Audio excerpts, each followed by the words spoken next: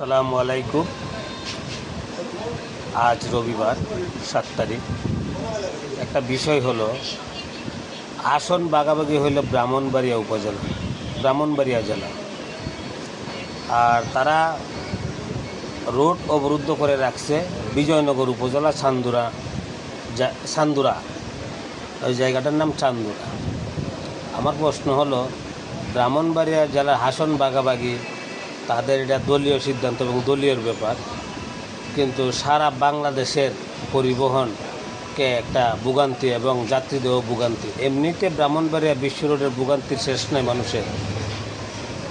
ঢাকার থেকে সিলেট, সিলেট থেকে চট্টগ্রাম, কত মানুষ, কত গাড়ি, হাজার হাজার গাড়ি যাতায়াত করে। এক মিনিটের সমস্যা হলে 1 কিলোমিটার জ্যাম বেঁধে যায়। এই রুট অবরুদ্ধ করে তারা আন্দোলন করতেছে। এতে আমাদের লাভ কি, আমাদের ক্ষতি কী?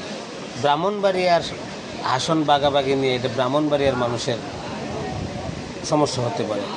এতে দূর দূরান্তের মানুষ, সমগ্র বাংলাদেশের মানুষ, সমগ্র বাংলাদেশের গাড়ি, তাদের এই মূল কেশর দিতে হবে কেন? এটা তীব্র নিন্দা ও প্রতিবাদ জানাই এবং প্রশাসনের দৃষ্টি আকর্ষণ করছি। এটা একটা পদক্ষেপ নিয়ে। ভালো থাকবেন সবাই। আসসালামু আলাইকুম ওয়া রাহমাতুল্লাহি ওয়া বারাকাতুহু।